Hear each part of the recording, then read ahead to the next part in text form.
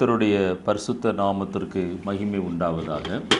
இந்த நாளிலும் நம்முடைய தியானத்திற்கு ஆதாரமாக ஏசாயா தீர்க்கதரிசியின் புத்தகத்திலே 6ஆம் அத்தியாயம் 8வது வசனத்தை நான் வாசிக்கிறேன். பின்பு யாரை நான் அனுப்புவேன், யார் நமது காரியமாய் போவான் என்று உரைக்கிற ஆண்டவருடைய சத்தத்திற்கு கேட்டேன். அதற்கு நான், இதோ அடியேன் இருக்கிறேன், என்னை அனுப்பும் என்றேன். நாம் இப்பொழுது நம்முடைய கண்களை மூடி தலைகளை தாழ்த்தி கர்த்தரை நோக்கி பார்ப்போம். நல்ல தகப்பனே, நாங்கள் உம்மை நன்றியோடு கூட துதிக்கிறோம். இந்த நாளிலும் அப்பா, இந்த வசனத்தின் மூலமாக கர்த்தர் எங்களோடு கூட நீர் இடைபடும்படியாக நாங்கள் ஜெபிக்கிறோம். அடியானை மறைத்து தகப்பனே நீர் பேசும்படியாய் ஜெபிக்கிறோம். பேசுகிறவர் நீங்கள் அல்ல, பரிசுத்த ஆவியானவர் என்று சொன்ன வேத வசனத்தின்படி தகப்பனே நீர் பேசும்படியாய் ஜெபிக்கிறோம்.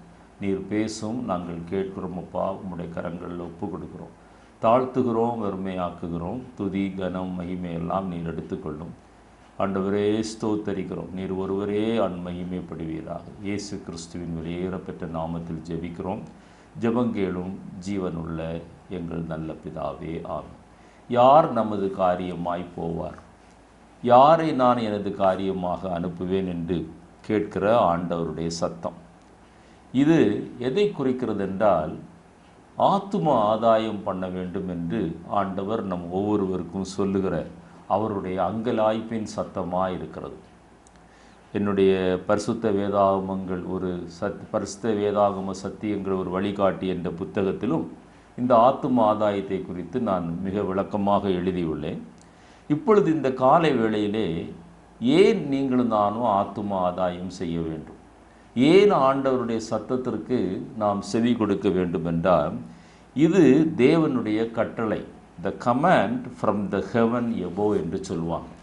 வானத்தின் மேலே இருக்கிற அந்த வானத்திலிருந்து, பரலோகத்திலிருந்து வருகிற கர்த்தருடைய அது ஒரு கட்டளையாக இருக்கிறது.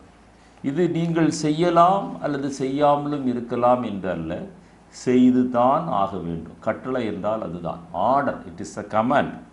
மத்தேயு 18ஆம் அத்தியாயம் 28லிருந்து 30 வரை வாசிக்கிறேன். அப்பொழுது இயேசு சமீபத்தில் வந்து அவர்களை நோக்கி, வானத்திலும் பூமியிலும் சகல அதிகாரமும் எனக்கு கொடுக்கப்பட்டிருக்கிறது. ஆகையால் நீங்கள்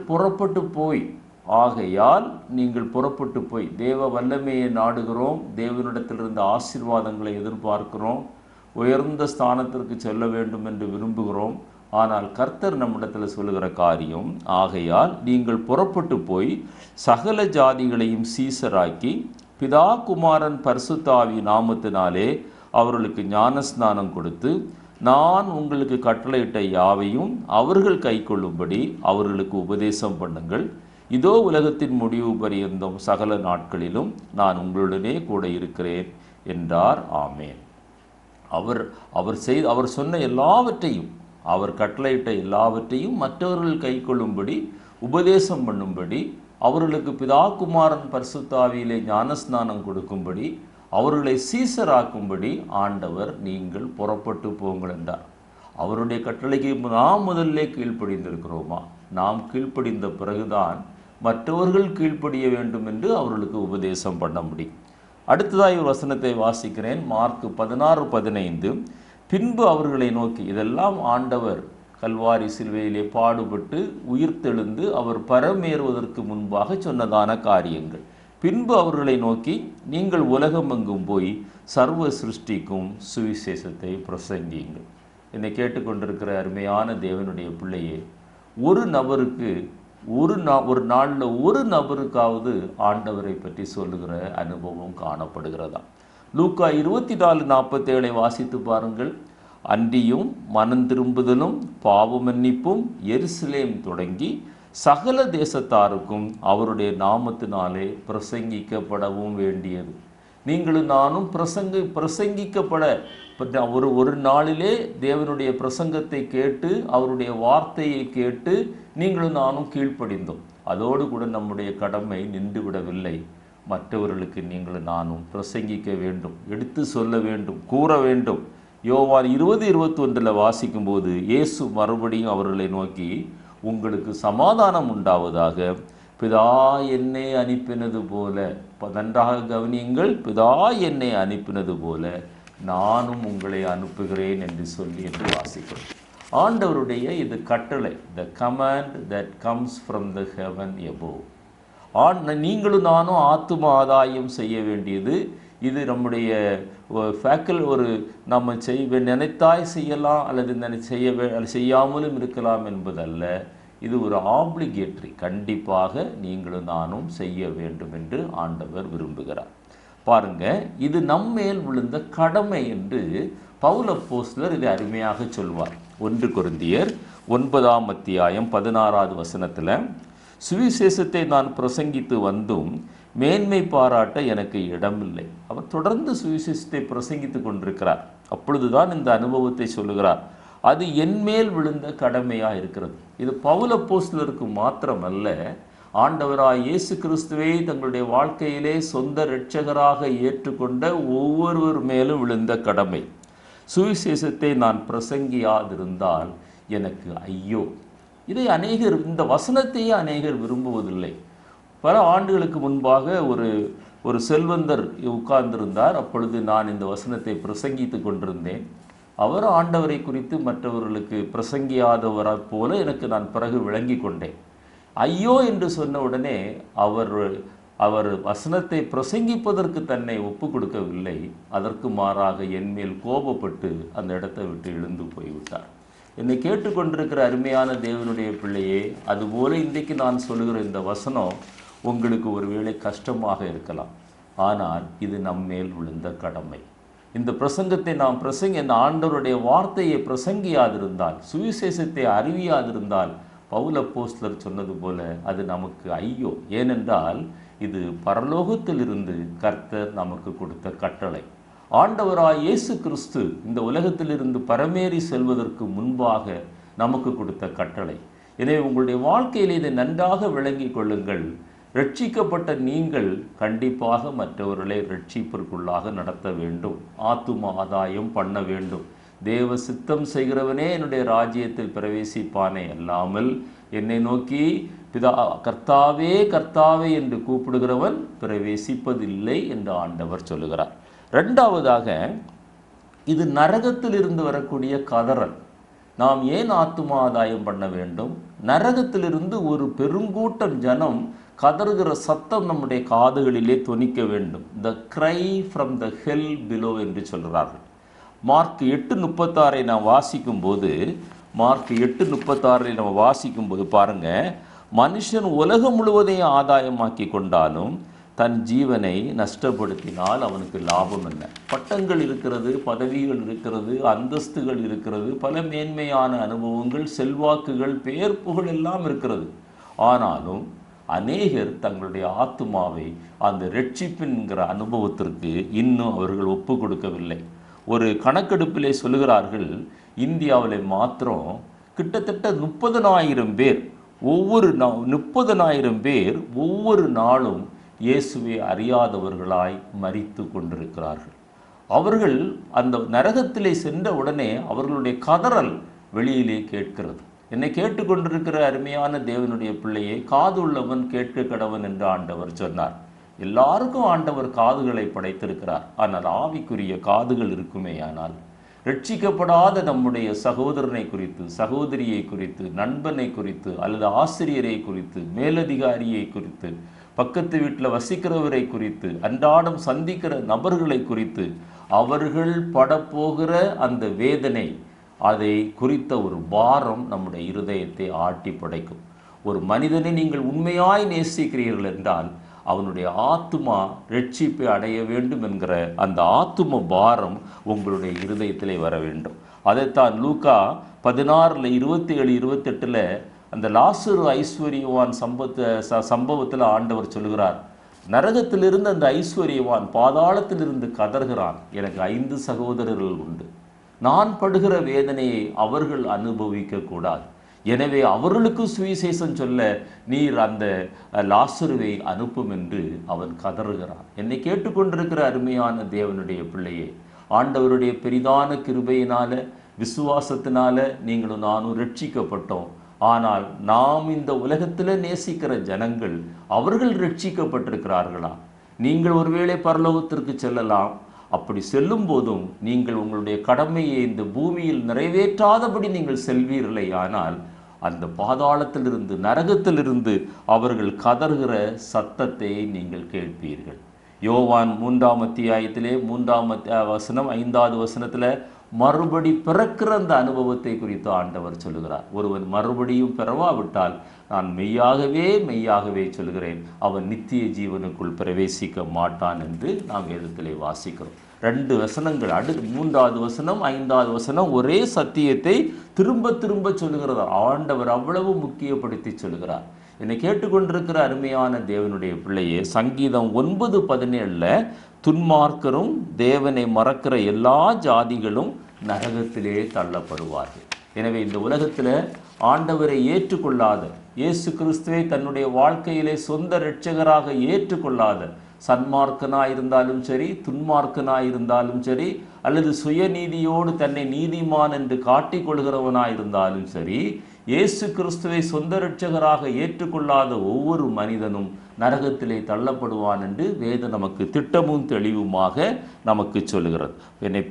அதைத்தான் நான் இந்த காலை வேளையிலே நான் உங்களோடு கூட நான் சொல்ல விரும்புகிறேன். லூக்கா 16 அந்த ஐஸ்வர்யவான் அவன் இந்த 27-28 வசனங்களை வாசிக்கும் போது பாதாளத்திலிருந்து அவன் கதறுகிறான், அவன் வேதனைப்படுகிறான். தான் பட்ட வேதனை மற்றவர்கள் யாரும் படக்கூடாது என்று. என்னை கேட்டுக்கொண்டிருக்கிற தேவனுடைய பிள்ளையே, நீங்களும் நானும் ஒருவேளை அந்த வேதனைக்கு தப்பி பரலோக அந்த நித்திய ஜீவனுக்கு பங்குள்ளவர்களாய் மாறி இருக்கலாம். ஆனால் நாம் நம்மை சுற்றி இருக்கிறவர்களை கண்ணோக்கி பாருங்கள், நமக்கு தெரிந்தவர்களை கண்ணோக்கி பாருங்கள். நீங்கள் பரலோகத்தில் அவர்களை பார்க்க முடியுமா? அவர்கள் ரட்சிப்படையாமலே இந்த உலகத்திலே தங்களுடைய வாழ்க்கையை முடித்து கொள்வார்களே, ஆனால் ஒருவேளை நீங்கள் பரலோகத்துக்கு செல்வீர்கள். ஆனால் நீங்கள் நேசிக்கிற உங்களுடைய பிள்ளைகள், பெற்றோர்கள், கணவன், மனைவி, சகோதரன், சகோதரி, நண்பன், அப்படி அடுக்கிக் கொண்டே போகலாம், அவர்களை நீங்கள் பரலோகத்திலே பார்க்க முடியாது. அவர்கள் நரகத்திலே தள்ளப்படுவார்கள். அவர்களுடைய கதறலின் சத்தம் உங்களுடைய காதுகளிலே தொனித்து கொண்டிருக்கும். 3ஆவதாக, ஏன் ஆத்தும ஆதாயம் செய்ய வேண்டும்? இது மக்களிடத்திலிருந்து வரக்கூடிய ஒரு அழைப்பு. இன்றைக்கு நம்மை சுற்றிலும் உள்ள ஜனங்களை பார்க்கும்போது நம்ம அறியாமலேயே நம்முடைய இருதயத்தில் அவர்கள் நம்மை அழைக்கிறார்கள். எங்களுக்கு சுவிசேஷம் சொல்லி எங்களை இந்த இக்கட்டிலிருந்து விடுவிப்பவர் யார்? The call from the humanity outside. அவர் சுற்றிலும் உள்ள ஜனங்களை பாருங்கள், எத்தனை பாவத்திற்கு அடிமையாக இருக்கிறார்கள். நிம்மதி இல்லாமல், சமாதானம் இல்லாமல், சந்தோஷம் இல்லாமல் வாழுகிற ஜனங்கள் எத்தனை பேர் தற்கொலைக்கு நேராய் கடந்து போகிறார்கள். இதெல்லாம் பார்க்கும்போது ஒவ்வொரு நாளும் பத்திரிகையில் எவ்வளவோ செய்திகளை வாசிக்கிறோம். நம்முடைய இருதயம் அசைக்கப்படுகிறதா? ஒரு ஆத்தும பாரம் நம்முடைய இருதயத்திலே காணப்படுகிறதா? பவுல் அப்போஸ்தலரிடத்துல அப்போஸ்தலர் நடபடிகள் 16ஆம் அத்தியாயம் 9வது வசனத்தில் மக்கதோனியா தேசத்தான் ஒருவன் அந்த நாளிலே பவுலுக்கிடத்திலே வந்து தரிசனத்தில், நீர் எங்களுடைய தேசத்திலே வந்து எங்களுக்கு சுவிசேஷத்தை அறிவிக்க வேண்டும் என்று சொல்வதாக எழுதப்பட்டிருக்கிறது. பவுலின் தரிசனங்கள் என்கிற என்னுடைய ஒரு செய்தியிலே அந்த பவுலுடைய தரிசனங்கள் 7 தரிசனங்களை பற்றி சொல்லும்போது நான் இதை பற்றி விளக்கமாக பேசியிருக்கிறேன். பவுல் அந்த பகுதியை நீங்கள் வாசித்து பார்ப்பீர்களேயானால் உடனே அந்த இடத்தை விட்டு புறப்பட்டு மக்கதோனியா தேசத்திற்கு புறப்பட்டு போகிறார். அவர் இருந்த இடம் எருசலேம். மக்கதோனியாவுக்கும் ஆயிரக்கணக்கான மைல்கள் வித்தியாசம். வாகன வசதிகள் கிடையாது. நடந்து போக வேண்டும், அல்லது குதிரையில் போக வேண்டும், அல்லது கப்பல் மூலமாய் போக வேண்டும். பல வகையான பாடுகள் பட்டு தான் அவர் எருசலேமிலிருந்து மக்கதோனியாவுக்கு புறப்பட்டு போக வேண்டும். ஆனாலும் வேதம் சொல்கிறது உடனே அவர் புறப்பட்டு போனார். என்னை கேட்டுக்கொண்டிருக்கிற தேவனுடைய பிள்ளையே, உன்னுடைய நெய்பர்ஹுட்டில் ரொம்ப தூரம் போக வேண்டாம். நீங்கள் பார்க்கிற அன்றாடம் சந்திக்கிற மனிதர்கள் ரட்சிக்கப்படவில்லை என்றால் உங்களுடைய இருதயத்தில் தாகம் வருகிறதா? ஏன் பவுலுக்கு அந்த தாகம் இருந்தது தெரியுமா?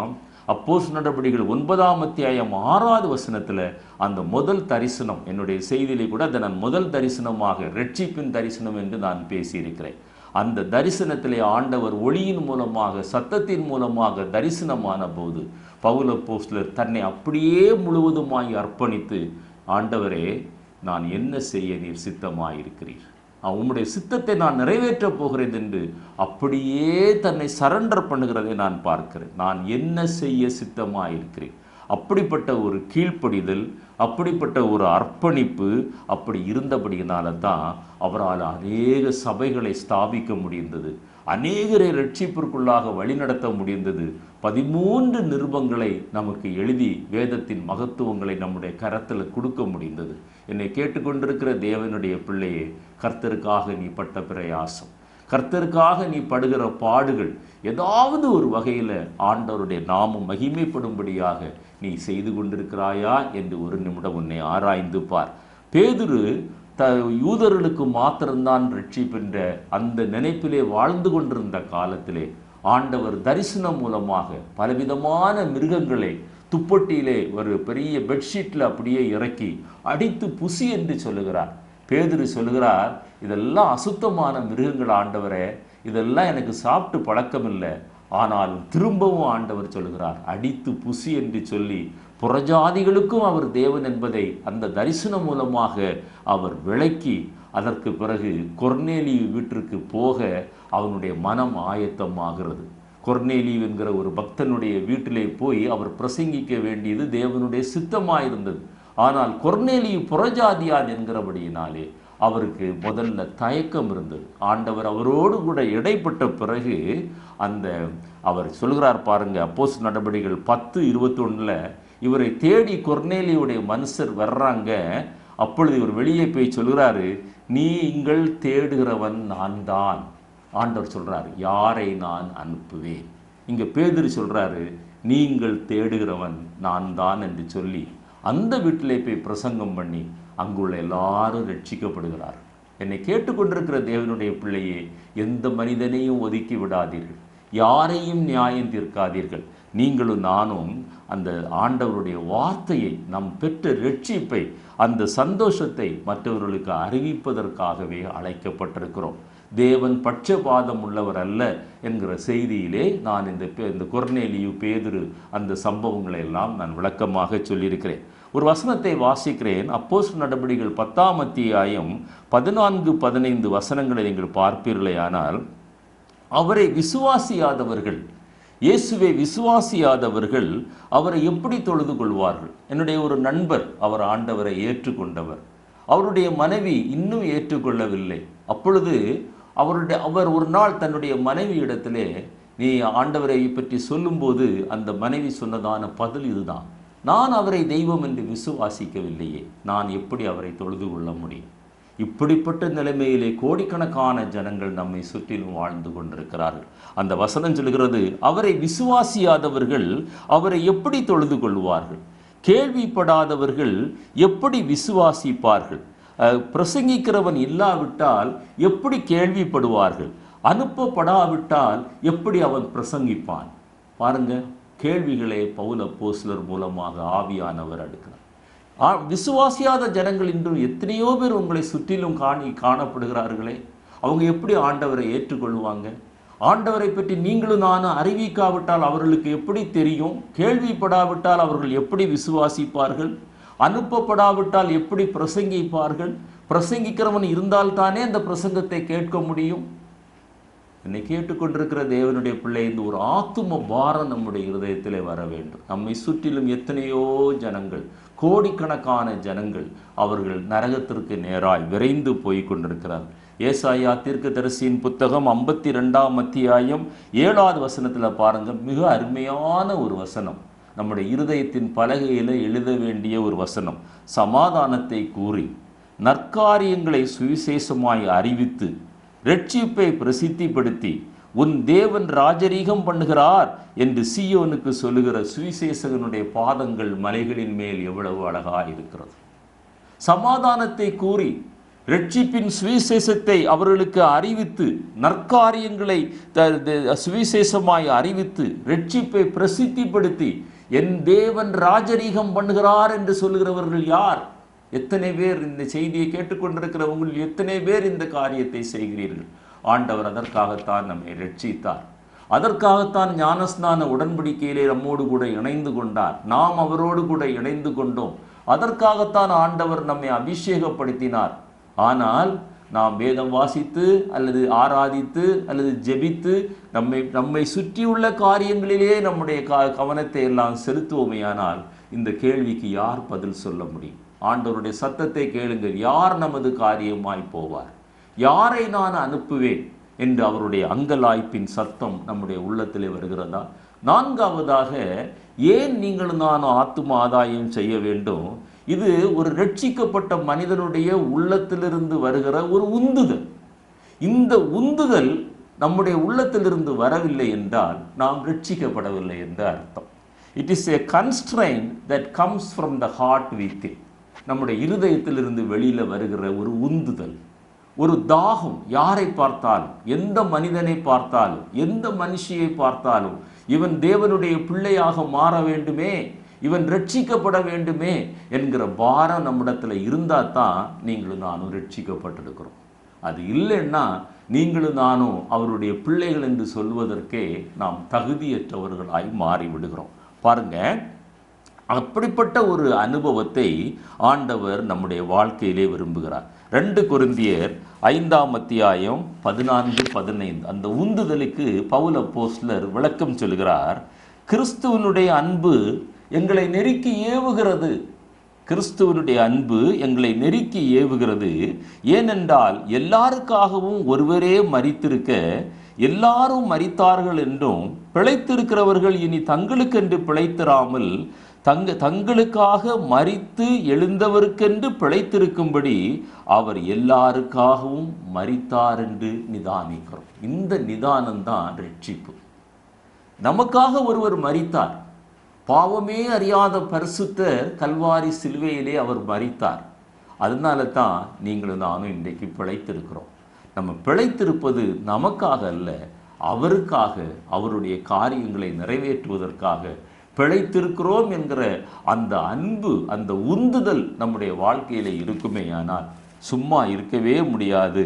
கர்த்தருக்காக ஏதாவது ஒன்றை நாம் செய்து கொண்டிருப்போம். இதைத்தான் யோவான் 4:35 ஆண்டவர் சொல்கிறார், உங்களுடைய கண்களை ஏறெடுத்து பாருங்கள், அறுப்பு காலம் வருகிறதற்கு இன்னும் 4 மாதம் செல்லும் என்று நீங்கள் சொல்லுகிறது இல்லையா? இதோ வயல் நிலங்கள் இப்பொழுதே அறுப்புக்கு விளைந்திருக்கிறது என்று உங்கள் கண்களை ஏறெடுத்து பாருங்கள் என்று நான் உங்களுக்கு சொல்லுகிறேன். எது வயல் நிலம்? நம்முடைய கிளாஸ் ரூம். நீ மாணவனாக இருந்தால் உன்னுடைய பெஞ்சில் பக்கத்தில் ரட்சிக்கப்படாதவன் உட்கார்ந்துருக்கிறானே, அதுதான் வயல் நிலம். நீ ஒரு அலுவலகத்தில் வேலை செய்திருந்தா அந்த அலுவலகத்தில் ரட்சிக்கப்படாத உன்னுடைய கலீக்ஸ் இருக்கிறாங்களே, அதுதான் வயல் நிலம். நீ வசிக்கிற வீட்டை சுற்றிலும் எத்தனையோ பேர் ரட்சிப்பின் அனுபவம் இல்லாமல் இருக்கிறாங்களே, அதுதான் வயல் நிலம். அது விளைந்திருக்கிறது. அறுப்பதற்கு ஆள் வேண்டும், அறுப்பதற்கு எஜமானை வேண்டிக் கொள்ளுங்கள் என்று சொன்னார். அந்த வேலைக்காரர்கள் நீங்களும் நானும் தான் கர்த்தருக்காக அறுவடை செய்ய வேண்டும். அந்த ஆத்தும ஆதாயத்தை நீங்களும் நானும் தான் பண்ண வேண்டும். அழிந்து போகிற ஆத்துமாக்கள் மேலே ஒரு மனதுருக்கத்தை நம்முடைய ஆண்டவர் நம்மிடத்தில் எதிர்பார்க்கிறார். அதுதான் அந்த இருதயத்திலிருந்து வரக்கூடிய உந்துதல். மத்தேயு சுவிசேஷத்தில் 9ஆம் அத்தியாயத்தில் 36வது வசனத்தில் அந்த மனதுருக்கம் அவருக்கு இருந்தது பாருங்க. அவர் திரளான ஜனங்களை கண்டபோது, நீங்கள் பார்க்குறீங்க, மார்க்கெட்டில் பார்க்குறீங்க, மாலில் பார்க்குறீங்க, நீங்கள் போகிறப்போ பொது இடங்களில் பப்ளிக் பிளேசஸில் பார்க்குறீங்க, ட்ரெயினில் பார்க்குறீங்க, பஸ்ஸில் பார்க்குறீங்க. இங்கே ஆண்டவர் பார்த்த பார்வையை பாருங்க. அவர் திரளான ஜனங்களை கண்டபோது அவர்கள் மேய்ப்பனில்லாத ஆடுகளைப் போல தொய்ந்து போனவர்களும் சிதறப்பட்டவர்களுமா இருந்தபடியால் அப்படியே கடந்து போகல. வேதம் சொல்கிறது, அவர்கள் மேல் மனதுருகி. அந்த மனதுருக்கம்தான் ஆத்தும ஆதாயத்தின் ஆரம்பம்.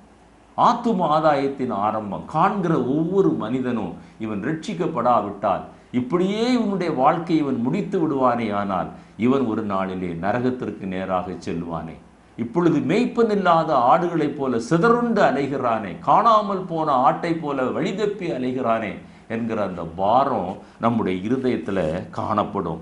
ஆத்துமாக்களுக்காக அந்த கண்ணீரோடு ஜெபிக்கிற ஒரு அனுபவம். ஒருவேளை வெளியில் போய் ஆத்துமாக்களை சந்தித்து நீங்கள் அப்படிப்பட்ட ஒரு கிரியை நடப்பிக்க முடியாமல் இருந்தால் கூட, செயலற்ற நிலைமையில் நீங்கள் இருந்தால் கூட, உங்களுடைய முழங்கால்களை முடக்கி ஆத்துமாக்களுக்காக பாரத்தோடு ஜெபிக்கிற அனுபவம், அல்லது அப்படி ஊழியம் செய்கிறவர்களுக்காக நீங்கள் ஜெபத்தில் அவர்களை தாங்குகிற அனுபவம். எசேக்கியேல் தீர்க்கதரிசியினுடைய புத்தகத்தில் 22ஆம் வசனம் 22ஆம் அத்தியாயம் 30வது வசனத்தை வாசித்து பாருங்க. நான் தேசத்தை அழிக்காதபடி திறப்பிலே நிற்கவும் சுவரை அடைக்கத்தக்கதாக ஒரு மனுஷனை தேடினேன். அந்த ஒரு மனுஷன் ஏன் நீங்களாக இருக்கக்கூடாது? ஆனால் வேதம் சொல்கிறது ஒருவனையும் காணவில்லை. ஆண்டவர் அங்கலாய்க்கிறார். சுவரை அடைக்கத்தக்கதாய், திறப்பை அடைக்கத்தக்கதாய் ஆண்டவர் உங்களை தேடுகிறார். இன்றைக்கு ஆண்டவர் உங்களை அழைக்கிறார். அவர் ஒருவனையும் காணவில்லை என்று சொல்வதற்கு பதிலாக ஒருவனை கண்டேன் என்று சொல்லத்தக்கதாக நம்முடைய ஜீவியம் மாறுமையானால் ஆண்டவர் நம்மை ஆசீர்வதிப்பார். அநேகருக்கு ஆண்டவர் நம்மை ஆசீர்வாதமாக மாற்றுவார்.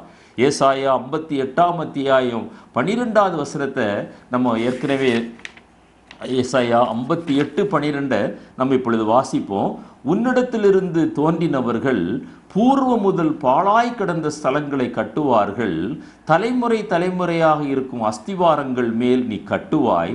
திறப்பானதை நீ அடைக்கிறவன் என்றும் குடியிருக்கும்படி பாழானவைகளை திருத்துகிறவன் என்று நீ பெயர் பெறுவாய். பாருங்க, அந்த முதல் வசனம் அந்த எசேக்கியேல் 22:30 திறப்பில் நின்று ஜெபிக்கிற ஒரு மனிதனாய் நீங்களும் நானும் மாறும்போது ஆண்டவர் நம்மை எவ்வளவு உயர்ந்த ஒரு அனுபவத்திற்குள்ளாய் கொண்டு போகிறாருன்னா, தலைமுறை தலைமுறையாய் பாழாய் கிடக்கிற இடங்கள், குடியிருக்க முடியாத இடங்கள், அல்லது உடைந்து போய் சிதறி போயிருக்கிற இடங்கள் மேலே, அந்த அஸ்திபாரங்கள் மேலே அந்த திறப்பை அடைக்கிறவன் என்றும் குடியிருக்கும்படி பாதைகளை திருத்துகிறவன் என்றும் அஸ்திவாரங்கள் மேல் நீ கட்டுகிறவன் என்றும் ஆண்டவர் உன்னை அழைப்பாராம். கட்டுகிறவனாய், திருத்துகிறவனாய், பாருங்க, அடைக்கிறவனாய் ஆண்டவர் நம்மை மாற்ற விரும்புகிறார். என்னை கேட்டுக்கொண்டிருக்கிற அருமையான தேவனுடைய பிள்ளையே, நம்முடைய அழைப்பு விசேஷமானது, ரட்சிப்பு விசேஷமானது, அது கனத்திற்குரியது. அதற்கு ஒரு நோக்கம் உண்டு. அடைக்கிறவனாய், திருத்துகிறவனாய், கட்டுகிறவனாய் நீங்களும் நானும் மாற வேண்டும் என்று ஆண்டவர் விரும்புகிறார். அதைத்தான் அந்த ஆண்டவர் சொல்லும்போது அந்த 2 தீமோத்தேயு 4:2 சமயம் வாய்த்தாலும் வாய்க்காவிட்டாலும் நீ திருவசனத்தை ஜாக்கிரதையாய் பிரசங்கம் பண்ணணும். இந்த வயோதிக காலத்திலும் ஏன் நாங்கள் இதை செய்கிறோம்னா அந்த தாகம்தான். ஆண்டவரை திறப்பை அடைக்கிறவர்களாய், ஆண்டவரை அஸ்திபாரங்கள் மேலே கட்டுகிறவர்களாய், பாழாய் கிடந்த இடத்திட குடியிருப்புக்கு ஏற்றபடி மாற்றுகிறவர்களாய் ஒரு சிலரையாவது ஆதாயம் பண்ணி நீ ஆயத்தப்படு, மற்றவர்களை ஆயத்தப்படுத்த என்று எழுதப்பட்டிருக்கிறது போல ஒரு சிலரையாவது அக்கினி நின்று தப்புவித்து ஆண்டவரை வெறும் கையாய் அல்ல, பரலோக ராஜ்யத்தில் உம்மிடத்தில் வரும்போது ஒரு சிலரையாவது அழைத்து கொண்டு வர வேண்டும் என்கிற தாகம்தான். லூக்கா எழுதின சுவிசேஷத்தில் 14ஆம் அத்தியாயம் 21, 23 வாஸ்து பாருங்க. திருமண விருந்து ஆயத்தப்படுத்தப்பட்டிருக்கிறது. அழைக்கப்பட்டவர்கள் ஒருவரும் வரல, விருந்துக்கு வரல. அப்போ அந்த எஜமான் சொல்றான், பட்டணத்துக்கு நீ புறப்பட்டு போ, தெருக்களை பார், வீதிகளை பார், அங்குள்ள ஏழைகள், ஊனர்கள், சப்பானிகள், குருடர்கள், அவங்க எல்லாரையும் நீ போய் சீக்கிரமா அழைத்து கொண்டு வா. அவங்களை அழைத்து கொண்டு வந்து அந்த கல்யாண விருந்து சாலையிலே அவர்களை உட்காரவை. பெரு வழிகளில் போ, வேலி ஓரங்களில் போ, வீடுகளில் போ, எல்லாரையும் அழைத்து கொண்டு வா. அதே அழைப்பைத்தான் ஆண்டவர் இன்றைக்கு நமக்கு கொடுக்கிறார். ஆத்துமாக்களை அன்றைக்கு தேடி போன அனுபவம் இன்றைக்கு நம்மை சுற்றிலும் ஆத்துமாக்கள் நிறைந்திருக்கிறாங்க. சொல்வதற்கு ஆள் இல்லை, சொல்வதற்கு ஆள் இல்லை. என்னை கேட்டுக்கொண்டிருக்கிற அருமையான தேவனுடைய பிள்ளையே, நம்முடைய இருதயத்தின் இருந்து ஒரு உந்துதல் வர வேண்டும் கர்த்தருக்காக. அடுத்ததாக இந்த செய்தியினுடைய 2வது பகுதியாக தேவனுடைய அந்த அழைப்பை ஏற்று போன சில பரிசுத்தவான்களை குறித்து நான் சொல்லி முடிக்க விரும்புகிறேன். முதலாவதாக நாம் வாசித்த வசனம், ஆரம்ப வசனம், ஏசாயா 6ஆம் அத்தியாயத்தில் 8வது வசனத்தை நம்ம வாசித்தோம். ஆனால் அதற்கு முன்பாக ஆண்டவர் ஏசாயா நான் போகிறேன் ஆண்டவரே, உமது காரியமாய் நான் போகிறேன் என்று சொல்வதற்கு முன்பாக உள்ள சம்பவத்தை சுருக்கமாக சொல்லி விரும்புகிறேன். ஆரம்பம், அந்த வசனம் ஆரம்பமாகிறது. உசியா ராஜா மரணமடைந்த வருஷத்திலே ஆண்டவர் அவருடைய வஸ்திர தொங்கலினாலே தேவாலயத்தை நிரப்புகிறார். தேவனுடைய மகிமை அங்கே வந்து விளங்குகிறது. ஏன் இந்த வார்த்தைகள் அங்கே எழுதப்பட்டிருக்கிறது என்றால், இந்த ஏசாயா உசியா ராஜாவினுடைய சொந்தக்காரன். அந்த ஏசாயா உசியாவை நம்பி அந்த நாட்களிலே வாழ்ந்து கொண்டிருந்த ஒரு தீர்க்கதரிசி. ஆனால் அந்த யாரை நம்பி சார்ந்து வாழ்ந்து கொண்டிருக்கிறாரோ அவர் மரணம் அடைந்த பிறகு அவர் தேவனை சார்ந்து வாழ ஆரம்பிக்கிறார். அப்பொழுதுதான் அந்த இறங்குகிறது. அப்பொழுது ஏசாயா சொல்லுகிறார், அந்த 1 நீங்கள் 7 வரை வாசித்து பார்ப்பீர்களேயானால், நான் அசுத்த உதடு உள்ளவன் என்று சொல்லுகிறார். அப்பொழுது ஆண்டவர் அசுத்த உதடு உள்ளவன் என்று சொன்னபோது ஆண்டவர் அக்கினி குரட்டை எடுத்து அவரை சுத்திகரித்து பரிசுத்தப்படுத்தி அவரை இந்த ஊழியத்திற்கு தகுதிப்படுத்தும் போது அதற்கு பிறகு ஆண்டவர் சொல்கிறார், நமது காரியமாய் யாரை நான் அனுப்புவேன், யார் நமது காரியமாய் போவார் என்று சொன்னபோது ஏசாயா சொல்லுகிறார், ஆண்டவரே நான் போகிறேன் என்று சொல்லி அருமையான ஒரு தீர்க்கதரிசி ஆண்டவருடைய பிறப்பை குறித்து இறப்பை குறித்து ஆண்டவர் பிறப்பதற்கும் பல தூரம் ஆண்டுகளுக்கு முன்பாக நமக்கு எழுதி கொடுத்த அந்த மகா பெரிய தீர்க்கதரிசி இன்றைக்கு அவர் புறப்பட்டு போவதற்கு முன்பாக அவர் பரிசுத்தம் அடைந்து அவர் புறப்பட்டு போனார்.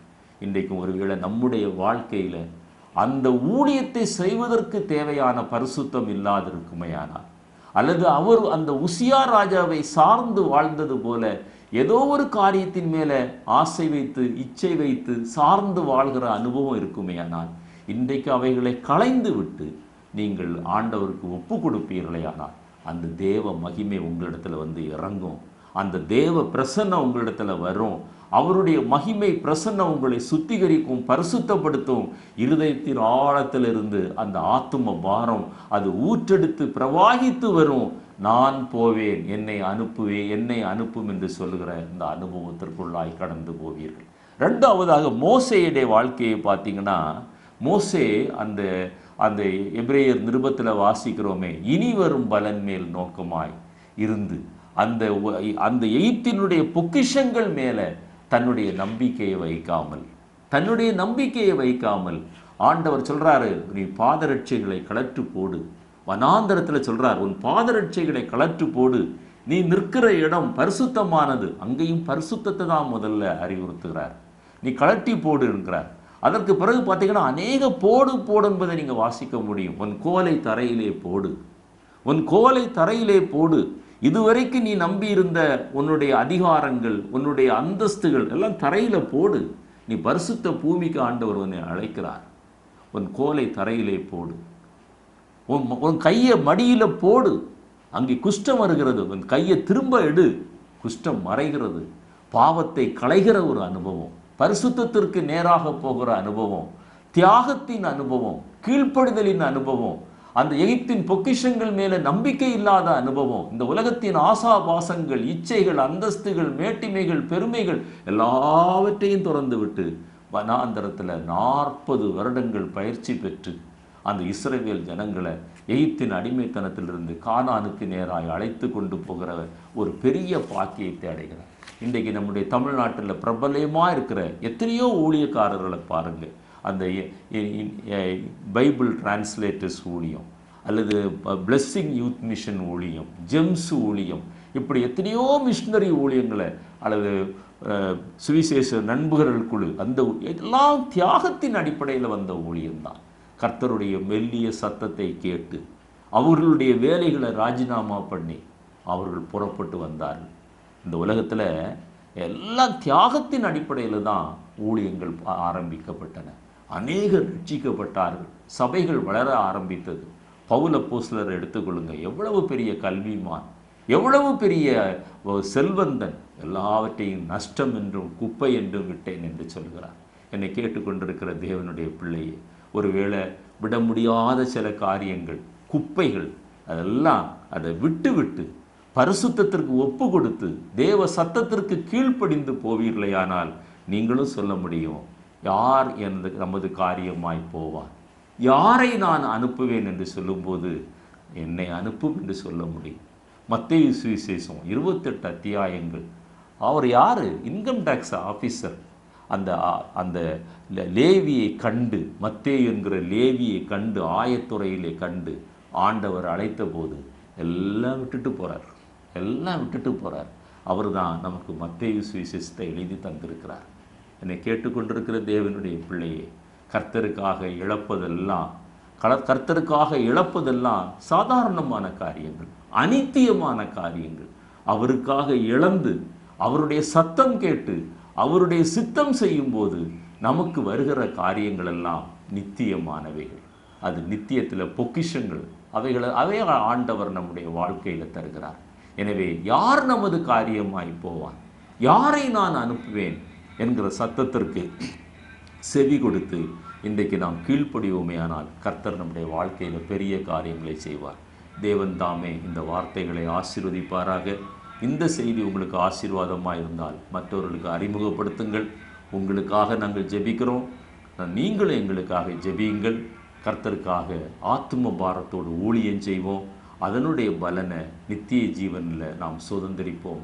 நம் ஒவ்வொருவரையும் கர்த்தர் ஆசீர்வதிப்பாராக. ஆமென்.